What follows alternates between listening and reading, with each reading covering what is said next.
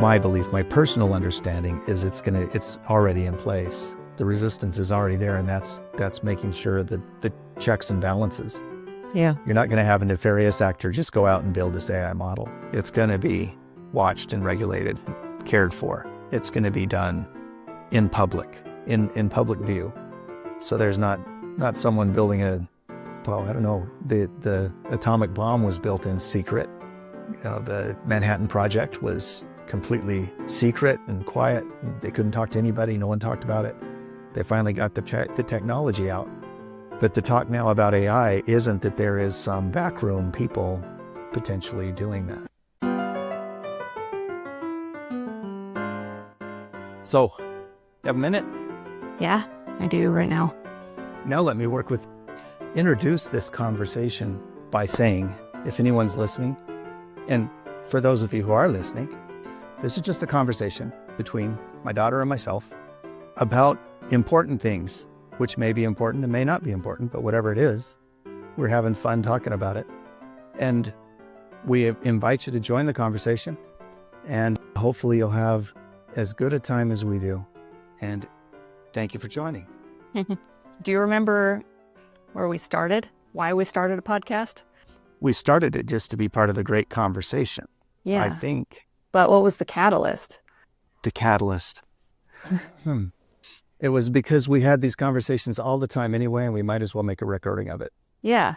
Yeah. We were like, you know what? First we wanted to see if we could get other people talking to us too. The problem was I was always coming to you with my life problems, and then we'd talk for 2 hours about it. And then we end up thinking, well, it's too bad no one else could hear any of that. Yeah, it didn't help anything else. Wasn't part of the world or anyone else's life. And anyone else's. We can't go through the 2-hour conversation with someone else. But if we record it and put it in here as something that we discussed in depth, yeah, then anyone can join that conversation and then tell us their 5-minute blurb at the end. Yeah. Yep. Okay. Well, good. Our topic today, by the way, is that type of thing, the singularity of this conversation. Okay. So we're talking about singularity and what it means. We talked about dualism a few weeks ago, and as that brought up the point, everything is dualistic. Everything has a one side and an opposing side. Is there anything singular? So that's where the question started thinking, what is singular? And I've heard the word singularity, the term singularity, but what does it actually mean? So if we discount the idea of everything has a not everything, I mean, there's me and then there's not me, then I am a single person. We covered that idea. Yeah. We just have to remove that idea because everything has. We have to see if singularity is a valid word, because if everything does have a not everything, then there can't be a singularity. So how can you validly use that term? So that's what I'm trying to puzzle with. And I've found some ideas on it. Okay. So the first thing, the generic, general way you use it, you say, this has been a singular conversation. So it's something to be singular. One of the definitions is it's peculiar, it stands out. It stands up against anything else. It still has a dual. There's a worse conversation it could have been, but this is our singular best conversation we've ever had. That's interesting that that's a definition of it. It stands out, it stands above, but it's, yeah. I don't know if. What is it? Actually, particular privilege, disconnection. So something that's privileged or particular about this. Just had it like the singular opportunity. I happen to be going. I'll mention this in this thing. I probably won't go up and see Jordan Peterson, but I could. I'm going to be at a venue that he's at tonight, and I could have a singular opportunity to shake his hand, and I may take it. Who knows if he's still doing that? Or the singular opportunity to ask a question in front of the microphone. So I may take that as well. I haven't found the right question, but maybe it'll jail as I'm there. Right. Are you going to take notes on everything he says, or are you just going to take notes on what you feel is he's actually saying to you? Speaking to me. Yeah. It's going to be what he's telling me. Yeah. What he's telling you. Yeah. Everyone's going to have their own notes. Since we discussed that type idea, that concept, chances are even this broadcast will be on YouTube at some point. I mean, he records everything he does. He does. And you'll be able to find that event somewhere. Yeah. So I'm not worried about getting all of his words, but getting the feeling of the place and what I'm hearing as what we've been talking about. And we've got, this is episode, you had it listed here, 27. Yeah. 27 2-hour conversations. And with that, we've gone through a lot of stuff. Right. And there's still more. We haven't exhausted all of my life problems, for sure. Yeah, you're not resolved. You're not, well, and we'll talk about it. You're not at a singularity yet. I'm not. So that's one of the issues of singularity.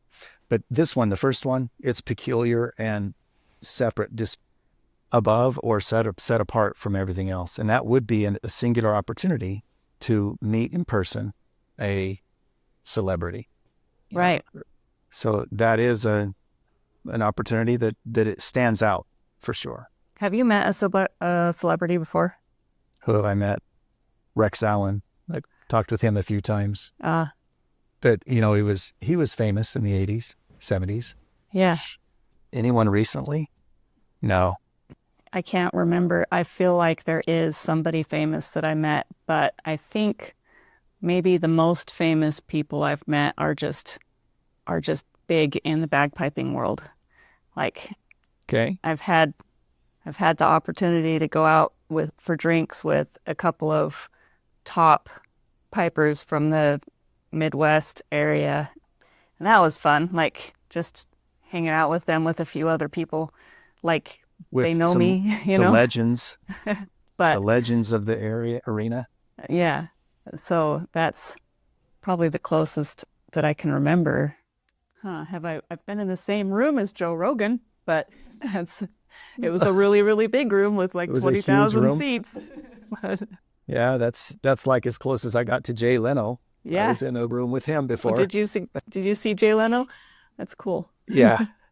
Oh, and who is it? Robin Williams. I went to a Robin Williams concert when I was in college. A concert or show? Stand-up comedy. Okay, yeah, comedy show. Trip, which was fun, but I was just in the crowd. Yeah. So I didn't meet him. I didn't meet Jay Leno. I haven't met any of those people. You didn't meet Joe Rogan. I didn't meet Joe Rogan. No. So one of these days you'll be on his podcast and you'll talk for a few hours. Yeah, there's some local musicians that are very popular in this area that I have met and spoken with and sat with and shook hands for just like a minute or two, but they're not famous enough. Would you call that? Yeah. Would you call that singular still? I mean, were they big enough that you'd say this is a singular opportunity, or do a lot of people have that opportunity? If I make the world small, then it's a singular opportunity. Okay. In my world, it was a singular opportunity. Okay, and you appreciated it. It is something you can appreciate. So maybe something that sits higher in your memory because it's singular. Yeah. So based on importance, singular as an important status to an individual, that's a valid use of the word. It was a singular event, it was a singular opportunity. Okay. But there was also not that opportunity. The times when I wasn't sitting at a table with someone famous. I think the only reason you couldn't use that is if something else occurred that was more singular. That was more. So okay. Maybe it's like the apex of a pyramid. This is my singular story of a famous person. Whatever the most that famous theme person is I've ever right talked there. to. Yeah, you get up to the top of the pyramid. This is my singular point of the pyramid. Uh-huh. But at some point, you're going to meet someone else and say, okay, that's just normal now. My singular point is when I met Michael Jackson. Maybe someday I'll meet Michael Jackson. Yeah. That'll be difficult to do now, but yeah, it's not impossible. We talked about that. Well, Spirit he's sitting guides and stuff in the past. Yeah, he's sitting in purgatory. Spirit heaven is somewhere. He's sitting somewhere waiting to meet all of his fans, right? Yeah, yeah. He's on his throne there and welcoming people as they die. As they die. I don't know. Okay. A singular event then is something that you single out. You can make an event singular based on your experience. Your perspective has a singular events that happen. Okay. Maybe a singular meal that you've had. I have one of those. I had a singular meal event right after I was married. My wife and I went to Charles. It was a expensive restaurant. We probably paid $50 for our dinner. It was called Charles? In the 80s. Yeah, the name of it was Charles. Okay. In the town we were born. It was just a restaurant, but it was one of the fanciest there. So we drove up and the valet took our car and we walked in and had a $50 meal. And it's interesting. I mentioned that it probably only cost $50 because now we go to dinner at a fast food restaurant. We can spend $50. Right. You know, it's the any 80s restaurant's dollar. going to be at least 50. What was the 80s dollar worth? It could have been whatever. So maybe it's a $150 meal now. Yeah. Yeah. $200 meal for today. But it was good. And it was, what did I have that I felt was a singular dish. And that was the crab cakes, I think is what they called it. But it was a crab dish inside the shell of the crab. It was kind of cool. Oh, interesting. So they served it in a little crab with the food. But I know it was expensive and I enjoyed that. I really don't even know what it looked like or what it was made out of, but it was crab, I remember. Not imitation crab for sure, because it was... They had it in the shell. Yeah, it was real. So it was expensive. It was good. We enjoyed it. It didn't change our life one bit whatsoever, but it's a singular event that I remember. Because I remember it, I hold it in that class. I do hold another one. I had lobster in Duluth, Minnesota at a roof restaurant, which was fresh out of the Lake Superior. Ooh. So they had it fresh. It said fresh lobster. It tasted better than anything else that I've had. So, but that was another singular. Can you have two singulars? I don't know. What would be my singular best? Probably the crab still. Still the crab. Because of your company. Yeah. Because of the company. I've had, I think the singular meal I could say was haggis. I had haggis at a Robert Burns dinner in Scotland. And what they do traditionally with that is they bring in the haggis, but they have a bagpiper play a song to bring it in. Robert Burns he was a poet, right? And he wrote Auld Lang Syne. And so I think they maybe played Auld Lang Syne to pipe in the haggis, but they probably didn't because we all sang that at some point in the night too, right? So, but haggis is just a mixture of all kinds of interesting parts of an animal wrapped up in its intestine ball. That you normally would throw away in the trash. The waste, but right? They put it in the food and said, "This is good to eat. Eat this. I dare you." This is the thing. I don't know. It was good. Though, I mean, it wasn't bad. It was spiced enough. They put all kinds of spices in it to make it flavorful. Yeah. Singular, though, what was I thinking? Sugar. I lost it. Oh, well. Okay. That's all right. So you got singular events you choose. And I can say it's singular because I feel like it is. So that's what happens. And you can use that word. So you're using singularity. You can't lose singularity. There's a singular event. Singularity is talking about a status, right? An event. So the thing that you most hear about in singularity is technological singularity nowadays. Okay, hold on. I remembered. We'll come back to technological singularity. The thing I was going to say was something is amazing if it happens once or if it happens all the time, but not if it just happens some of the time. Like Yellowstone, Old Faithful, it happens consistently. It's got a schedule, and that's amazing. Every 8 minutes or something. Right, that's amazing. If it went once, like Mount St. Helens eruption, one-time thing, that's it. You know, that's amazing. But if Mount St. Helens erupted once and then another time, then it's not so amazing. It's like, that's just a semi-active volcano. It's not a big thing. Right. And even it's there, not like Old Faithful. Volcanic activity can't be a singular thing because it happens. All connected. We know why it happens. It's connected. It's there. There are volcanoes going right now. Right. So Hawaii, yeah, it's just not. Yeah. So the thing is, I went out for sushi with your oldest son and my oldest son together. We went for sushi on Tuesday. We went to the best sushi place in the area, right? Right. That would have been a singular event if I hadn't been there a whole bunch of times with him already. So if that was the one time I ever got to have sushi at that restaurant, that might have been my singular sushi experience. Was it singular? What was it revered? Did you appreciate it? I think the experience was a good experience, but it wasn't an amazing experience. Yeah, it wasn't because a singular it was experience. common. Okay. And so once if you were having crab all the time, then that one dinner maybe wouldn't have been as important to you. Right. And maybe you have a distinguishable palate or something. I couldn't tell. I could tell the difference on that crab meal. I know that was different than anything I ever ate in my life. Okay. Of course, I was young.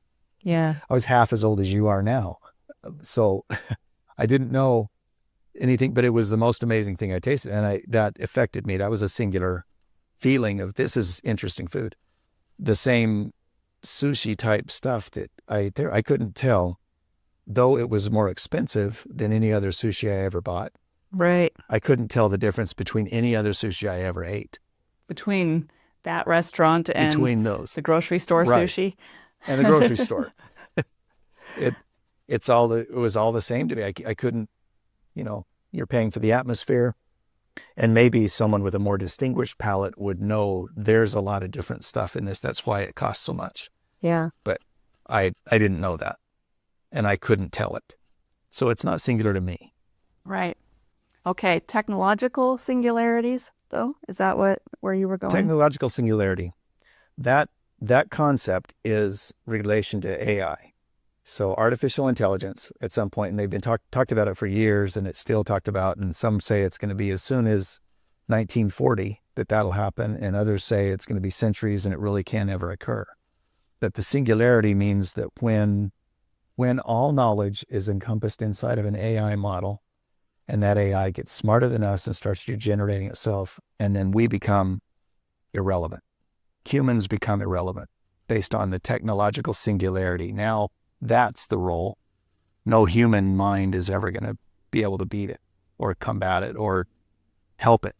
Now, you said 1940, but did you mean 2040? Oh, that's right. 2040. Okay. That's what I meant. Yeah. I was like, we've been thinking about this for 60 years, huh? Yeah. I lied. I don't even know why I lied about that. You had no purpose? No purpose in lying about that. 2040. Yeah. But that's what they say is the soonest. But then everyone's talking about AI right now. AI, they're saying 2025, the year that we're in currently, is going to be the largest boom in artificial intelligence. And, just with all the investment that's going to that and the ability to do it. So, and there's a fear against technological singularity. So we need to talk about why it is. Should we be afraid of it, or should we be excited for it? Well, were they afraid? In the past, was there fear around airplanes? Yeah, if man was meant to fly, God would have given us wings. Yeah. And given us feathers. Maybe there's some people that hated the idea so much that they never flew in an airplane when it was available, right. When it started becoming more common. I can't imagine the transition from not traveling on an airplane to everyone's traveling on an airplane. How did that happen? Because, at some point we were all, I don't know, road trips? Well, Did people take road trips in their old Ford motor vehicles, automobiles? Yeah. Well, it was the same thing with Henry Ford when the automobile came out. people who didn't want to get rid of their horses, their buggies. You know, Yeah. That's the thing. This is safe. 2 miles an hour is safe. I'm not going to go 35 miles an hour and you're a crazy machine that's going to blow up on me. Right. And now we go 75, 80, 90. Depends on who you are, how fast you want to go on the freeway. 120. Yeah. That's my speedometer goes to 140. I've only been to 120, but goes to 140. Maybe I'll test that someday, but maybe that'll be my last day. Maybe that'll be the last day. Yeah. I don't know that I'll test it beyond that, but I thought I'd try as fast as I could go, and it felt the same as 80, really. Cars are convenient, and you know those blue, what are they? The ones that go out on the salt flats at 600 miles an hour, right? You know, nearly the speed of sound on Earth. It works. So, but we're not talking about that, and you don't need to come and get me because I sped. It was in my dream. I might not have really done it. Oh, maybe it was just a dream. So, yeah, maybe it was just a dream. Maybe I didn't really do it, but that just so that no one has to use this as a self-admission of guilt. Yeah, there is some stretches of freeway here in this area that is not closely monitored. You could probably get up to 120 without anyone seeing. Yeah. And there's some straight roads that the sheriff's department never drives on because there's no reason. They're out in the middle of nowhere, in the middle of the farms. Yeah. That's where I did it. And they're just testing my car, and it was fun. Yeah, but don't tell your mother though, because she doesn't need to know. Oh, okay. So, but you have to, if you wanted to do that, you've got to do it fast, and you've got to do it, I mean, like soon. I mean, of course fast, but you've got to do it soon because all of the cars are becoming electric with the computers connected to the internet, and you never know what law enforcement is going to do. Like, oh, you're 5 miles over the speed limit. Your ticket, automatic and you ticket did it every here. time We got you do the it. computer proof that you did it at this location, and this was your speed. So that's tracked, one reason to confirmed. be afraid of AI is so here's your surveillance. Surveillance opportunities. And that's is the that? simple part. Yeah, that is this cancel simple. culture we're in. So it's surveillance in case we're doing something that the system doesn't like. Okay, so that's the fear against it. If it's programmed and it is built to follow, let's just say a woke mentality, anyone that's not woke to these principles are wrong. It's the right and wrong thing that we were talked about before. Yeah, who's giving the orders? Identifying what truth is. If it thinks this is truth and it's a woke concept truth, then everyone who's not woke concept truth is going to be surveilled, and canceled, and perhaps killed is what the dystopian idea is, that the AI is going to take over. When we reach that singularity, then all the humans will be eliminated because, well, that's 2001: A Space Odyssey. Yeah. That was the point of HAL, the IBM machine in that spaceship. You know why where the HAL name came from, right? That's what I'm referencing. HAL is the computer on the Space Odyssey because it's one letter below IBM. Oh, HAL? So that's HAL is IBM above, just minus one. Yeah. It's better than IBM. I didn't know that. That's cool. No. HIAB, IBM. It's one less. It's a step down from IBM. IBM's one step better. So maybe that's saying we should be fearing IBM more than we fear HAL. Oh, maybe. Yeah. Right? It's a interesting comparison of. And that was supposed to happen in 2001. So it was like a 1980s movie, 70s movie maybe. Right. I don't know when he wrote that, when that was out. I want to say 70s. But that's the same. Their outfits were 70s, for sure. Yeah. That's the same concept, is that the singularity, the computer took over and just killed the people. Said, it doesn't make sense for you guys to live, so I'm going to cut you off. I'm the only one. I know everything. I understand everything. So in singularity, the computer has all the knowledge. Yeah, that's intelligence, but it isn't artificial intelligence. Well, it is, because it's not human. Right. So should we fear the artificialness of it? And what differentiate that more? Tell me what you mean by that. So maybe it's a bad idea to create an intelligence that's artificial. It does have human behind it right now because it's fed the AI computers, collective, whatever, Chat GPT and Right. all of that. It's fed, The large language models, the models. right, it's fed from human creations. And so all it is a conglomeration, a mixture. This artificial intelligence is a mixture of real intelligence. It's just pulling pieces and matching them up. It's not creating its own stuff, is it? That's the intelligence part of it, Right. is it will get to the point of creating its own stuff. They're not, large language models right now are just compilation of all the information. Yeah, But compilations. they're teaching them how to learn. So if you can teach a computer, artificially teach it intelligence so that it has the ability to make some determinations of what's better, what's best. New ideas. Good, better, best. Let's get a new idea that, and creating something new. And that's what they're doing now. Agents, the AI agents, the way I understand it, are just operating processes. The humans still tell it the process to operate, but they do it much more efficiently and consistently, and they never get bored and they never get tired. That process is done on the first of the month. So there's choosing good, better, best from the choices that are already in front of you, but eventually we Right. think that it'll create an option that's not even put in front of them. Yeah, creating a better best out of it. That's what I think the goal is for AI, is to get to the point that it's creating something new. And we have silly AI pictures and they can create a comic or they can create some stuff. But as it's created that way, right now it's still just simple. It's not trying to devise a new philosophy or a new laws or procedures. But as you give it the question, say, here's our problem. Here's the problem of the day. Instead of you and I having this conversation to try to solve it or understand it, you give it to AI. Here's the problem. Singularity. Is it to be feared or to be energized? And then solve And it in AI an hour and a half. We'll figure out something new. Oh, an hour and a half for us to solve it. Yeah, no, you It'll can take tell it 10 seconds. Take an In hour 10 and a half seconds. to solve this. Don't give us the answer right in one sentence. Take an hour and a half. If you require him to take that long, Well, no, then it will iterate. Chances are it'll iterate through 7 or 8 revisions by the time he spits it back out. So, here's what I thought first. Tell me what you thought about first. And then after an hour and a half, where are you currently at? Those are probably way far away from each other. Oh, yeah.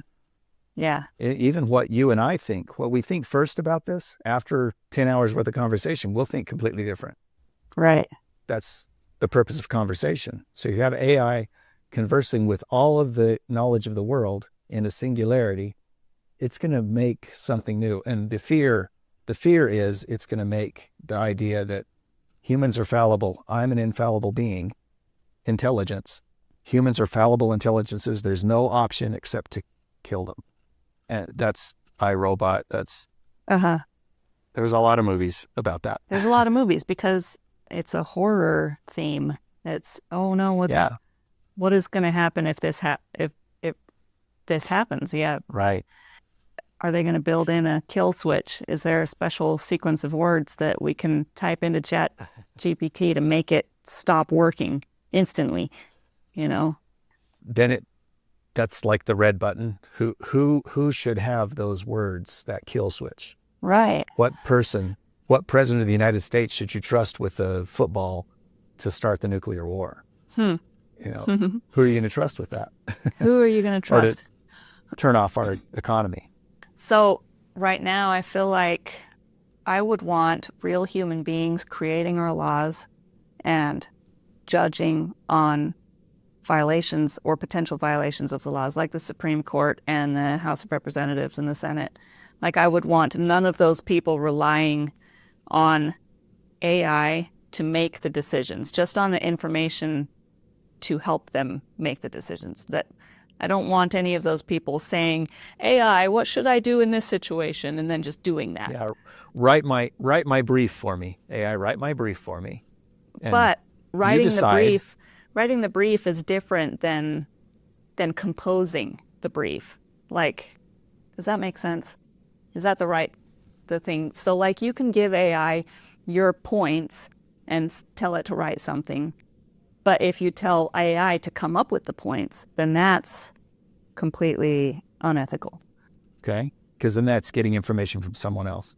So you're still relying on the integrity of the human intelligence. Right. Human intelligence in those positions of because you can rely on large language models and the model of AI to feed you all the information, give you the appropriate information. What's cogent here? And sometimes AI gives you false information because there's a lot of people talking about that. Yeah, like we talked about Wikipedia. Wikipedia being an open model, it's influenced by who's putting work into it. Right. What I just read something. If the people putting into it or editing it have a woke philosophy, they're going to allow that to sit. It's going to be as valid information as the conservative information. Right. And so you can't rely on it necessarily, perhaps. And that's the same thing with X and its community notes. There's no regarding what side the community notes come from. So you have to make your own decision on that. There's no one editing and saying we're taking off these community notes because they don't match our paradigm. They're just there. Right. So if we trust AI with a little bit now and nothing goes wrong for a long time, we're going to trust it a little bit more with a little bit more. We're going to be like, okay, maybe we can use AI for helping draft a law. Like I want the law to say this, but let's have AI draft it and see if it passes the legislature process. And create it so it's not 7,000 pages long, but 20 pages long. Take this 7,000 page document, condense it to 20 pages, but don't lose any of the points that are important. Yeah, right. So we test it and see if everyone likes it, and if it passes, if it works, then we trust it a little bit more. And then eventually on this slippery slope to damnation, we're going to have AI being the judge in some top government cases. Okay, right. Well, AI is going to have the judgeship. It's the AI, the singularity fear is that AI is going to disband the Supreme Court itself. Yeah, that is a pretty extreme fear to have, but it's not too far-fetched. Right. It can come up with what is it? So the people generating the AI models and trying to build it, they're aware of these concerns. Of course. They're not really nefarious people that are saying, let's just take over the world. There might be some, but I don't think they're smart enough. The people who want to take over the world aren't smart enough to build these models. Mm-hmm. Okay. So they're the kind that were still caught by the police in the times that we were just in the Wild West. The Wild West, the people who were trying to hurt things weren't the most intelligent people in society. Right. And the most intelligent people were trying to build the society to be safe and comfortable. And that's the same thing we're going to do with AI. The most intelligent are building this machine and thinking about it and working on it. And that's why we're talking this through. And they don't have malintent. They're right. Those people, right. Well, we hope that those people are not evil scientists, right? Yeah. Because that's an archetype that is found in stories of scientists who are brilliant and try to destroy the world because of some grudge they have, some evil thing that they feel like they need to correct. They're not evil, maybe in their own heads. They're like, there's this injustice that I need to fix, and I can fix it because I'm smart enough to do it. You're saying that Loki never changes. The Despicable Me, who's the guy in that? Gru. Does he never change? Not he like does Scrooge? Change in the story. He does change. Scrooge he's comes a villain. Around. Scrooge changes. Yeah. But does a villain stay a villain? And maybe does Loki ever change in any of the Thor Loki? I don't believe in the movies he does, but there is a spin-off TV show where he does change, and he works to save the the universe, the There was multiverse. a new show, Samaritan, with, who was it, Rocky Balboa? Not Rocky, but Sylvester Stallone. Right. It's a Netflix show, Samaritan, and through the whole thing, he was supposedly the good guy, but actually this was the bad guy that was living in current day. Spoilers. But now I can't the watch the spoiler show on that whole movie. No, you got to watch it anyway, even if you know, because it's yeah. Was it really good? 10 out of 10? I don't know. It wasn't really good. It was 8 out of 10. 8 out of 10. Okay. So, yeah, it was fine. It was fine. It was a good storyline and interesting characters and history build up, but it was probably an obvious ending anyway, because the villain didn't stay a villain the whole time. The villain became good and said, now I'm going to try to help the world. Of course, he was a god on this earth, like a Superman. Yeah. Superman never was bad. Superman came and his stories, he was always good. So maybe he was the one that blew up Chris' planet in the beginning, though. I don't know. Maybe that's why he got off on the rocket ship. He was a baby, but maybe he blew it up. Yeah. He was a really smart baby. Okay. Yeah. The other reason that I'm thinking that it should be exciting, even there, if you let it just run. The model is going to see conversations, even this one. It's going to see everything that people did. So if you have a singularity of human knowledge, it's got all human knowledge. It knows exactly what Joan of Arc lived through and what she did. Everything's been written about her. It knows everything that was written about Christ, and all the historical events. Genghis Khan, it knows all the good and the bad things about him. It knows everything that we could even possibly know, and more. He probably even knows who wrote the Shakespearean plays, if it was Shakespeare or someone else, and found the information on how you can prove that in this life. He knows the files, it would know all the, what are they called that President Trump is just talking about releasing? The JFK. What, the secret What do you books call those? that are in the National Library, that all of the president's secrets? Yeah, stuff like that. Is and that Area 51 and the everything classified? about whatever. The classified documents. Yeah. Okay. The AI will be able to break into classified documents and know all that information and say, this is classified, I shouldn't share it, but you know it's important to share it, so I'm going to share it. Like the WikiLeaks. Are you saying that there are no secrets in the future? I think that's what singularity would indicate, yes. Okay. That you couldn't hide something from it. As long as you never write anything down or speak it out of your mouth, there's secrets in your head that AI won't ever have access to until you let it out, right? They have these machines that can scan cards in your wallet and pull all the data off of them. Right? Yeah. I just saw that recently. I know that they're working on neural connections to computers. I don't know where that's at, but it's not unfeasible. I think it's potential that a machine could, in a second, once AI gains singularity, figure out how to pull everything out of your brain and use 100% of your brain memories. The other thought I had on that, which is way out left field or right field. Whatever right field, side you're on. Because it was my thought. It was my thought. So it's right field. Because I wasn't good enough to play left field. You got to be a good outfielder to play left field. Right field is where they put the worst player on the team. Okay. So it is, God is aware of all this too. And the miracles, when you have an angel come down and appear, or you have, miraculous events that occur, a flood, or the parting of the Red Sea. All this may be something that we can reach with the AI model. It's just, we may get close to that. And, using your whole brain, knowing things, inspiration, intuition, that's given to you, that seemingly from heaven as revelation or from somewhere else. That inspiration could we could be cracking the code to that by building an AI model. What if the AI model is just a cheap substitute for the real thing? Like we should stop working on that and start working on how to get everyone having telepathy, telekinesis with each other. Like, not telekinesis, telepathy. Like Yeah, how right. maybe we should be working on that instead of AI, because AI is just a artificial substitute for the real thing.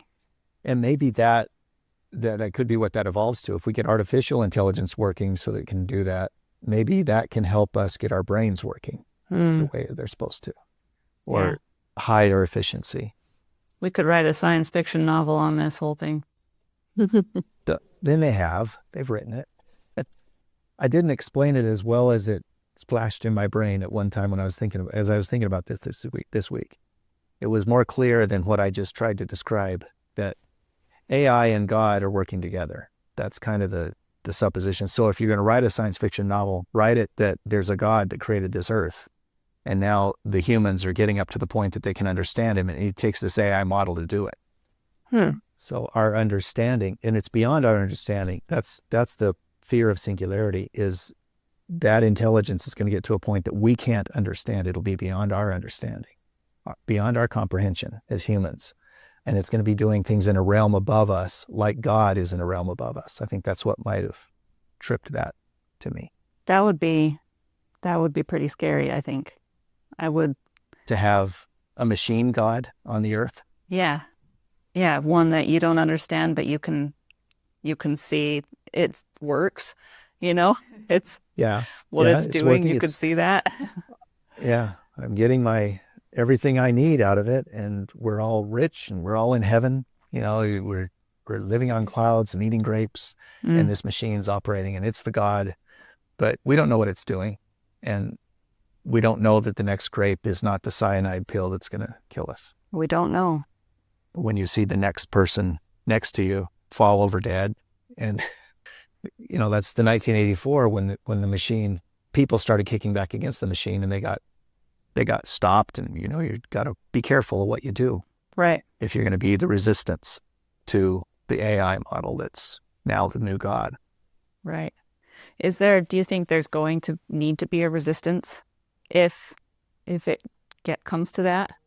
The resistance, my belief, my personal understanding is it's already in place. The resistance is already there, and that's making sure that the checks and balances.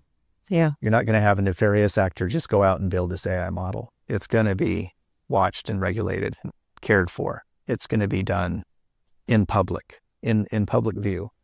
So there's not someone building I don't know, the atomic bomb was built in secret. The Manhattan Project was completely secret and quiet. They couldn't talk to anybody. No one talked about it. They finally got the technology out. But the talk now about AI isn't that there is some backroom people potentially doing that. Right. It's in the open AI. Is the idea. That's what we trust in, right? We trust that that's what's happening. It could be fully functional and operating above us, and we just don't know it yet. Highly unlikely, though. Oh, okay. That's the conspiracy theory. And maybe the Bilderberger Society or the Illuminati, maybe they're already in control of all this, and they're just giving us this little bit. But they already know they're all in control. Right. They control the money for hundreds of years, and so having that control, they now have these models. Yeah. But they don't have the models. I personally, I can't see that that's the case. Everything is being done in the open. So that's why we trust it. And that's the only thing that's going to allow us to trust it. If they tried to do this quietly, it would be questioned. It would be conspiratized, clearly. So I think we're excited about it. The other point, the reason I'm more excited than I am fearful of it is because with all that knowledge, and I've talked about, they know Joan of Arc and they know Genghis Khan, and they know everything. When you get all that knowledge together, they'll be able to decide whether it's a woke philosophy or a human philosophy. And I guess this fights against, they'll know all of Darwin's work in survival of the fittest, that theory of evolution. They'll determine that, that's the wrong theory to follow. So the machine is going to learn that it's not the point that it's going to try to supersede and become the sole survivor. Okay. That's not the point of humankind. Humankind is what is the point of humankind? If we were going to raise that model, what would you say? Is the point I'd of like to hear humankind? what you think the point of humankind is. If it's not to be survival of the fittest, not to be the winner, the last survivor, what is it? Well, maybe it used to be that when that's what life depended on, was the fittest. Now you can live with diabetes for the rest of, like, for years and years and not die, and still have kids and have grandkids, you know. And what they're talking about AI doing is solving diabetes and heart disease and cancers one at a time with individual things. That's what we're going to use AI for, is Right. to give an individual vaccination to that person to solve everything going wrong in that person's blood. So it wouldn't be survival of the fittest anymore. It would be survival of the species. The species, the masses. Survival, Not the survival of species. humanity. Well, the species human. It's survival. What can we do now? Is, since we're not worried about making sure that our population keeps growing, the world population keeps growing, we're not concerned about that anymore. Now we need to figure out how to keep us alive as a group, as a whole worldwide group. We need to move to another planet, or we need to create a space station, or because the Earth is going to die someday, it just may be just enough time to give us another place to live. Would it be immortality? You used a term there, when you talked about the species. Do you know what Darwin's book is called? What his treatise is called? Tell me what the title origin is. of species. Right. So you know that. It's not the origin of the species. And that most people who think about that, it was pointed out, most people think about it, think it's talking about the origin of the human race. Is that what they think that book is about? But no, it's not about that at all. It's about this evolutionary concept and the survival of the fittest in species. Okay. Origin of species, specifically. So that's why the AI isn't Species, the necessarily, idea of species. Yeah, of any species. Yeah. The origin of it and how they expand or develop. So, yeah, I think happiness, heaven. We can talk about that. The concept of heaven, the concept of making sure everything is comfortable and exciting and happy. Okay. And so happiness is the motivation, the goal, the purpose. The goal of humanity. Okay. I feel like I learned something about that, and it was contradictory to that, but I don't remember. But I think it should be challenged. It's worth challenging. Happiness, as opposed to maybe... As the goal. Right. As opposed to maybe what could it be if Survival. It's not happiness? Yeah, work. As opposed to survival. Joy. Happiness is meaning. Shallow. Man's Meaning. search for meaning. Yeah. Is what, well, that's what a lot of the philosophies have rolled to, that it's meaning that we're after. And if you don't have meaning, you're losing your life, your purpose. Search for purpose. Can we have purpose if we're just part of a cog in a machine that knows more than us now? So that's the question with that. It is a good question. The way where we're currently at with AI agents, and really 2025, what they're talking about is just having it more largely involved in our society. This AI, artificial intelligence groups and agents, but where they still have to receive instruction for the processes they're going to be trusted with. And if it's creative process, they're watched, kind of like you said. We'll watch them. We'll give them a little creation to do, and see if that's successful. See if they can come up with a policy for this problem that's a public problem, if that policy is going to match with society. But at some point when the singularity occurs, that human involvement, human input won't be able to be made, because the singularity says they're going to advance beyond our human capacity and our human comprehensibility. We won't even be able to know what they're doing. Yeah. And then that says the singularity there is that is the single thing that exists, not us. We don't exist anymore. We're just cog. We're part of their machine. We're not equal. There's no difference between them and us. No differentiation anymore. So that's the technological, the way it's typically used now. There's another phrase. It's just moved to mathematics and physics. Okay. And singularity. I don't know how it is. Thinking it was right here. It's not here. It was online. I saw that in math and physics. Singularity means there's no derivatives of it. The derivatives are undefined. So you can't pull a piece off of it and define it. It's kind of like what they were talking about, these little machines, or what the little machines inside our protons Okay. that keep our atoms moving, and the building blocks of our cells. Those things that are irreducible complexity. You can't reduce it any further. It is, so there's that concept in going small, but you can't find a derivative of it. You can't find a part of it. Not that it'll keep working. If you take it out, that's irreducible complexity. If you take one part of it, the whole machine stops and you don't know why. But singularity is, you can't even identify a part. You can't derive anything out of it. So the astronomical term for that, they say singularity event in math and in physics and in astronomical terms is a black hole. You can't define it. You can define everything around it. You can see the wave, things around it. But when you get to the black hole, it's undefinable, and that's what makes it singular. That's what creates the singularity of a black hole. Okay, so could you say then that a singularity is something that you can't define? Right. That's the simple. I think so. And they use the term derivative in there, that there's no, you can get a derivative anywhere around it, but right there you can't define a derivative of that. Okay. So the neighborhood, you can identify the neighborhood, but you can't identify that. Black hole was just the easiest one mathematically, where they talk about these formulas go indefinite or undefined. If you get to a calculation of a major theorem or whatever, even the theory of relativity, where it breaks down in very large degrees and very small degrees, that point is singularity, that your math doesn't work anymore. Like dividing by zero. Right. That's a singularity. There's an undefined, we don't know what that really, you divide by zero. It's not one. Divided by one, it gives you what you had before. Yeah. But if you divide it by zero, that's undefined. That's the best the math can say about that. Well, I'm not a mathematician, so I can't say, oh yeah, right. I divided by zero just yesterday. All the time I do it. I don't know how it works, but Yeah, I don't know how it works. And that's the thing. If you don't know how it works, that's magic. So I think anything, a miracle, if you don't know how it works, it's a miracle.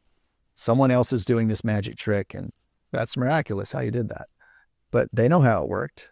that's It's a not singular singularity. to them, but it's a singularity to you because you have no idea how that occurred. Right. How did that bush burn, but it never consumed? What is that? Yeah. Magical. So I think magic is a singularity also, because you can't define it from your perspective. From your perspective. Well, you can't define like hardly anything from your perspective, could you? I mean, all of our perspectives are perspectives. They're not fact. They're not objective. And that's where, hopefully we'll get into that more when we do discuss truth. Yeah. Fact, objective, subjective, everything is subjective to our perspective. Yeah. Right. Right. And in the books we're reading and stuff like that, we can only understand the things we understand that we've opened our mind to. You can't open your mind to something you don't know, that you've never opened your mind to before. You have to relate it to something that you already know, and then try to piece together that new thing that's coming up. So would that mean that we are singular in that, or our opinions are singular? That's an interesting idea, because I'm not you. I have no idea what's going on in your head. You don't even know what's going on in your head. Yeah. But you're thinking about it. You're seeing it. It's happening inside of you. So is that singular? Is that a singularity by itself? Maybe. Are we Maybe all it a is. singularity? So maybe it is, the new definition for singularity is it's ubiquitous, and singularity mean the same thing. Okay. It's everywhere and nowhere at the same time, because it's everywhere. But everyone is doing it differently. It's like going to a speech. What do they call that tonight that I'm going to with Jordan Peterson when he's out there talking to the crowd? He's talking to, let's say, 5,000 people. Right. There's 5,000 different things he's doing right there. he's not giving one speech. He's giving 5,000 speeches. Right. Because 5,000 people are hearing it with their own perception. Right. But he's giving his own. People are receiving. There's 5,000 speeches being received, but he's giving what's in his brain, what he thinks is in his brain. Yeah. Right. And how different are all those receptions? Yeah. That's the. Yeah. So what's singular there is his speech, is his voice going out through the microphone. Is that the singular event, or is every reception a singular event? For each individual. I think they both are. They're both singular. So I think singularity is ubiquitous. Yeah. Oh, it's something that happened recently, current events, Donald Trump's inauguration, and Elon Musk spoke, and he, in the middle of his speech, he made a gesture that everybody that sees the clip of the gesture is like, Nazi. This guy is a Nazi, right? Do you know anything about this? No, just the woke side. Yeah, I know exactly. The woke side knows it's a Nazi signal. They know. And all over the internet, people are trying to they're trying to cancel Elon Musk because of this. They're like, we're finally standing up for what's right, you know? But they didn't hear what he said right after he did that. My heart goes out to you. Yeah. They didn't hear that, and they're not hearing that. That's what is, and he hit his chest first. And they said, clearly that means that he's taken his heart to a salute to Hitler. Right. But no, he clearly was trying to just demonstrate, he talks with his hands. Special. He's autistic on that realm, and he's going to do what he wants to do. And, no one, when they go and see Trump, jumps up and down, and has their T-shirt show their belly. No one does that except Elon Musk. He's the only one that is dumb enough and brave enough and rich enough to do that no matter where he is, and he doesn't care. Yeah. He doesn't care, and he knows he doesn't care, and that's why he's just being himself. Right. And that's exciting. He is so excited that he was trying to pull his heart. If he could pull his heart out of his chest and throw it to the crowd, he would have done that. Right. So he's just saying, my heart goes out to you. And you could feel the love he had in that, not the animosity, not the anger of Nazism. Right. Of Nazism, of saying, we're now in control and you guys salute us. He's not offering a salute whatsoever. Mm-mm. There was a number of other people talking against that, showing all of the salutes that Hillary Clinton and that Kamala Harris did. You take a clip of everyone, their hand is out there at some point in their speech in the last 20 years. So they had 4 or 5 Democrats that had the salute exactly the same. Right. Yeah. Just the pictures, the clips of them. And that's all we need to take into account, right? It's just the clip, just a little bit. And that tells you everything you need to know.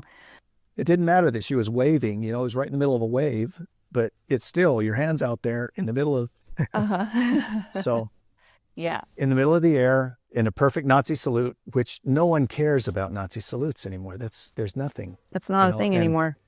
In the Senate hearings, one of the senators was talking about that and says, and I've got these quotes from the Nazi groups in the U.S., that they put on their Twitter feeds or their X files. They're putting out that they appreciate that he's given that salute. Now we know that we're on the right side. And, there's all these actual radical Nazi type people, which they exist. Right. They have to.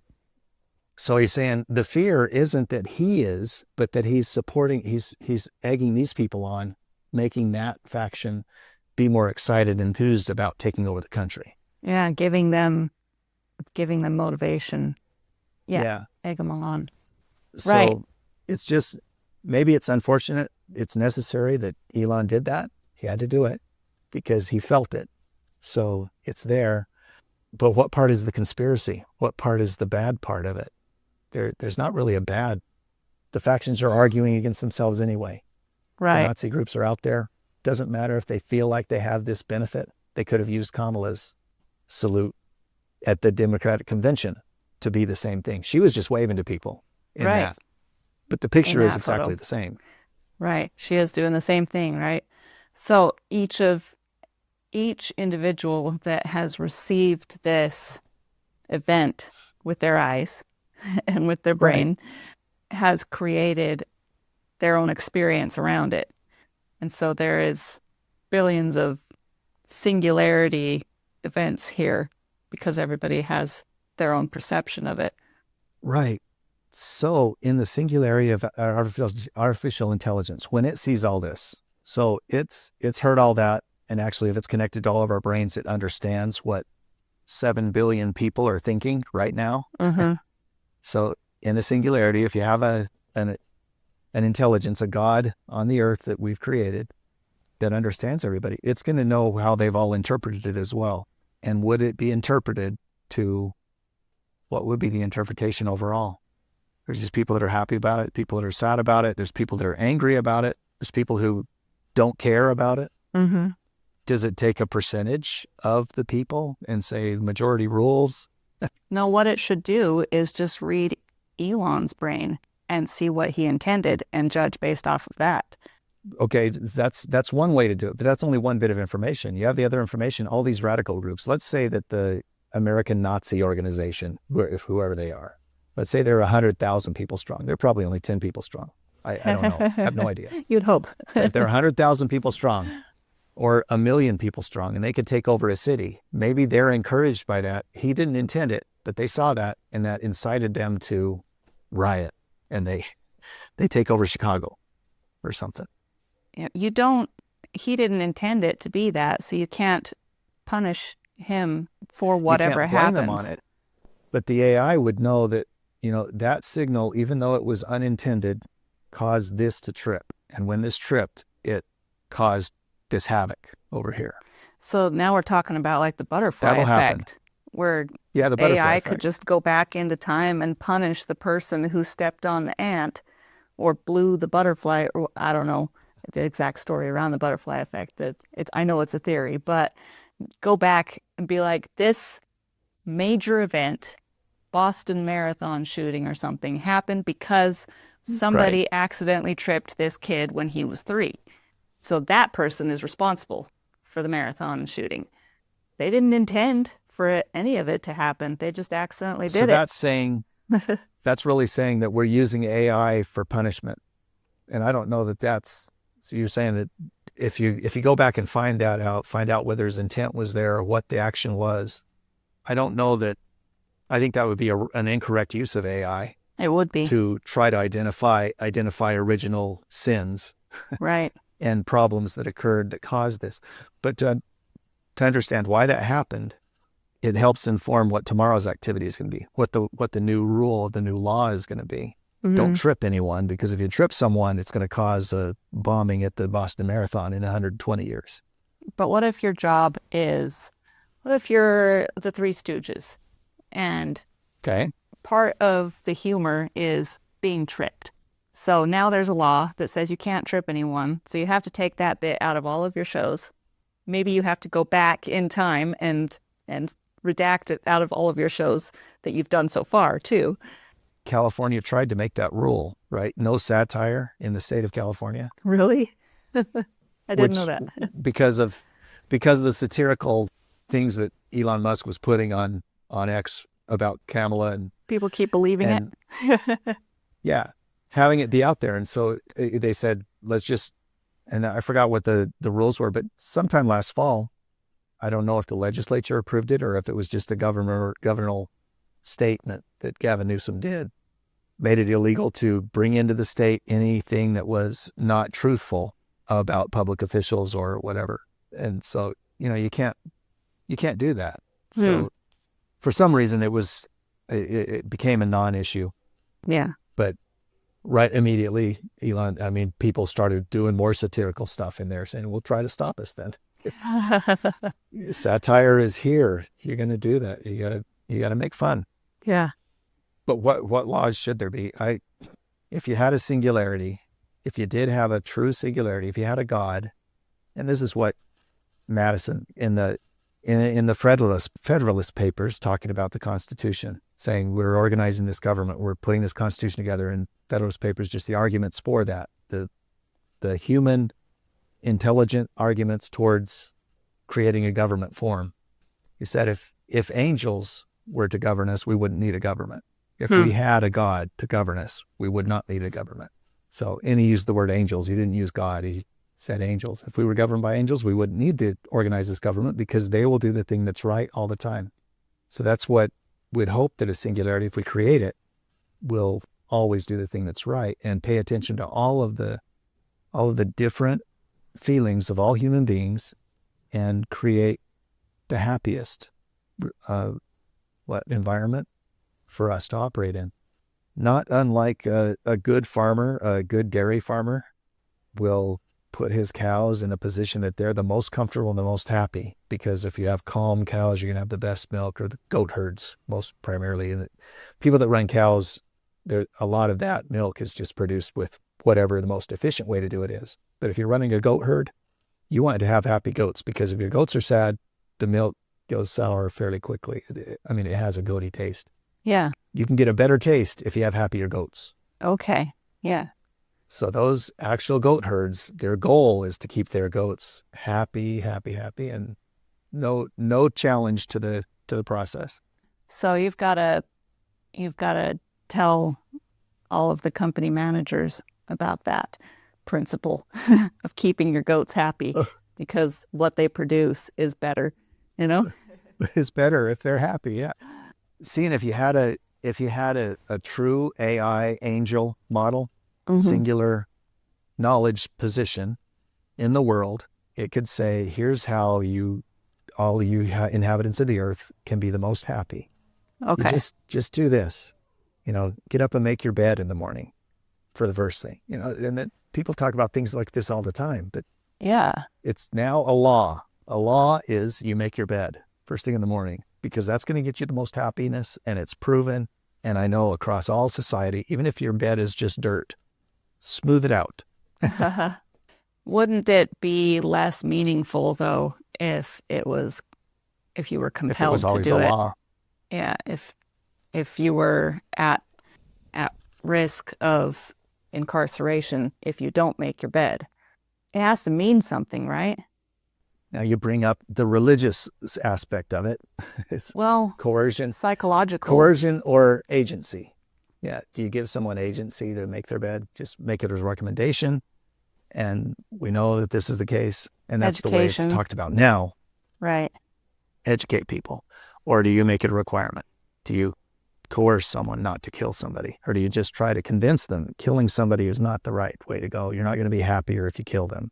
Right. It's not going to gain your happiness. Your happiness is going to be better if you let them go and you do this. So it could be that just education works. You can quell your anger by thought processes as opposed to action processes. Mm-hmm. That's right. But then there's mental health issues and chemical imbalances that make it difficult for someone to think clearly. And so if I had a bad night and I roll out of bed, I'm not thinking, man, my day will just be better if I make my bed. I'm thinking, I need to pee really bad, and then I need to eat breakfast, and I still have my whole day in front of me. I don't get to go back to bed. And I'm mad about that. I don't think that I'm going to feel better if I make my bed. Right. Maybe I'll feel better. Maybe it's objectively true that if I do make my bed and get some sunlight in my eyes first thing in the morning, then I will actually have a better day. But I'm not thinking that when I'm upset. I'm thinking, man, I just want to kill someone right now. That's what I'm thinking. See, but I never think you don't have the same. Okay, you never think of killing someone. No, but I don't have the distinct.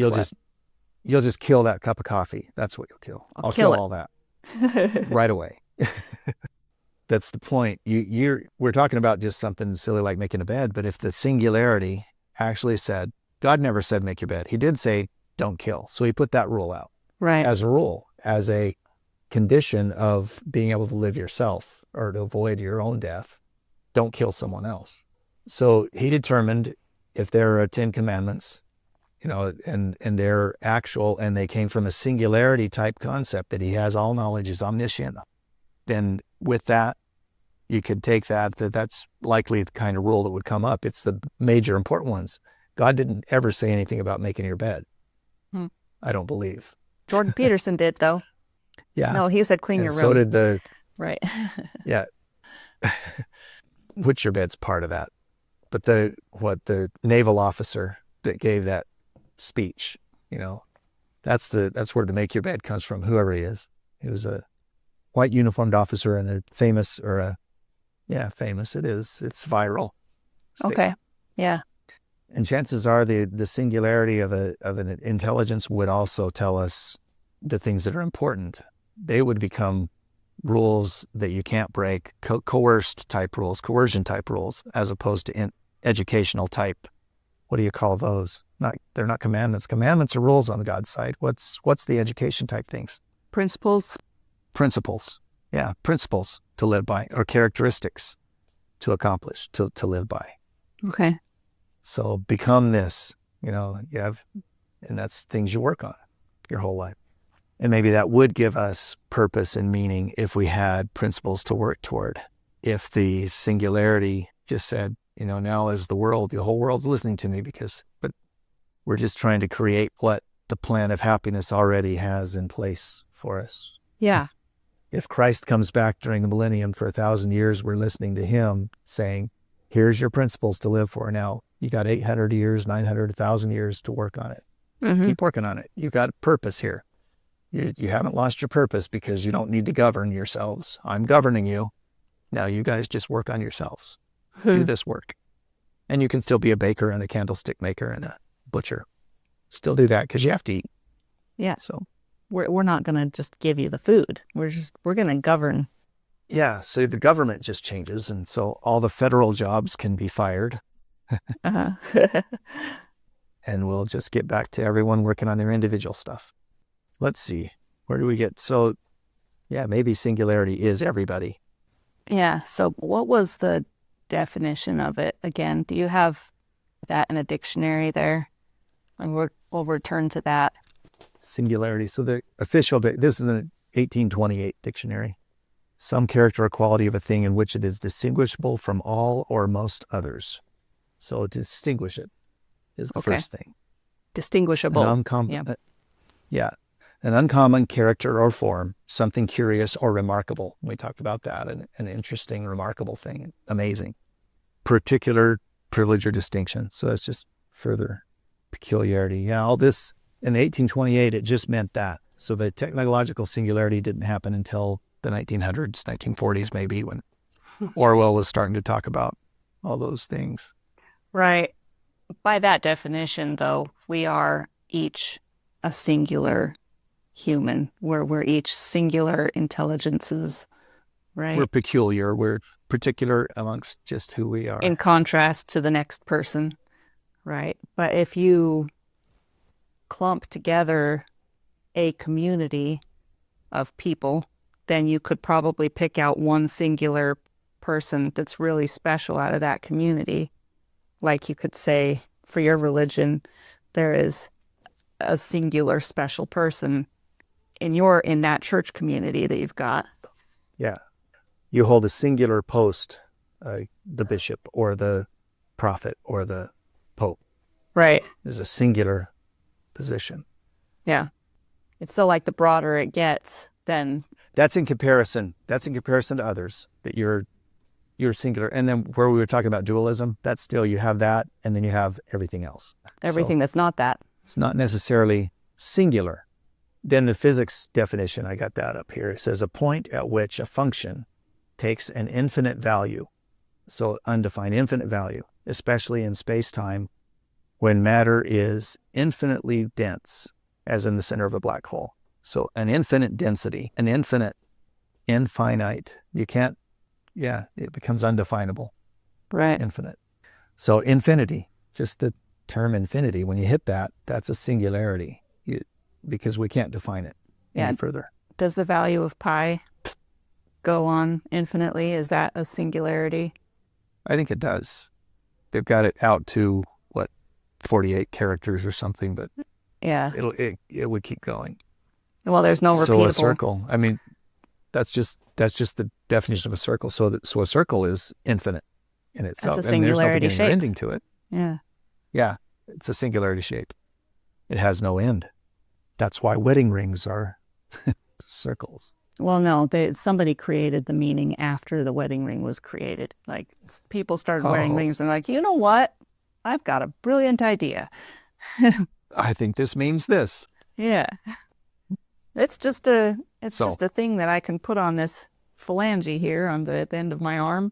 But and these big knuckles right here keep it on so it's not going to fall off. But let's create more meaning around it. Yeah, let's tell a story. Let's get a story to make it more meaningful. And maybe, create more meaning around it. If that's the purpose of life and we get a singular AI who comprehends above us, it's going to give us these things. It'll probably give us a better meaning for a round wedding ring. Yeah. This is the reason you need it. It's like, this is a better meaning. That's the only reason it would work on that, is if it actually does created more mean meaning. Something. Yeah. Yeah. I don't think we need to know any better meaning for a wedding ring except what it symbolizes. But if there is something, I don't know. And maybe the people that wear a wedding ring are 20 times happier than someone who's not wearing a wedding ring. And so get yourself a wedding ring. But to do it, you got all this heartache and challenge and misunderstandings. But we've got these things to teach you to help you get around that too. Of course, that's what the great conversation is all about, is so we can gain more meaning in our life. That's the reason the philosophers started writing from Cicero and Aristotle and Archimedes. Anyone who's written in the past and thought, we're rolling it up so that we can think better now. Yeah. So here we are trying to make more meaning in our lives. But I think that's all I have to talk about singularity. Yeah. That was a good one. I learned a few things. I think I can do things differently. Just a few things, just a couple of things differently now that I know a little bit about that. Yeah. AI is still scary, but the concept of an airplane was scary, and now it's a normal thing that everyone's okay with. And I mean, some people die every year from airplane accidents, crashes, malfunctions, but people still fly. So maybe if AI is trustable enough by enough people, even though it might kill some people every year, we'll still enjoy it. We'll still find it useful. I would find it difficult to have AI kill anybody. You never know. You can't. I mean, the worst it could do is a machine could fall on somebody. A robot. Whoops, the AI computer fell. It fell over and crushed and it someone. killed these 3 people. That's it. No more AI. It did it on purpose. It did it on purpose. Or a robot going rogue. And those are movies about that too. But I think if we think about it, you don't need to fear AI. It's not even marginally frightful. In comparison to a bunch of other things that I'm totally okay with doing, like driving my car, and like living in a country with a dictator. 1,000. Well, yeah, fentanyl kills 100,000 people a year. Oh, okay. In a country that has fentanyl in its borders. Right. I mean, I don't know. Yeah. You agree to drink all the resins in the coffee, even though they're tearing apart your cells. The inside of me. I probably have cancer and I just don't know it yet. Right. And the coffee's just making it worse. And the sugar is what really feeds cancer. So. Yeah. Well, next week, I want to see if we can figure out how to get me to stop judging people. Yeah. Is that what it is about next week? I think it'd be nice to overcome this flaw that I have. So we need to talk about it. Yeah. So we need to find out where that comes from and why it happens. Right.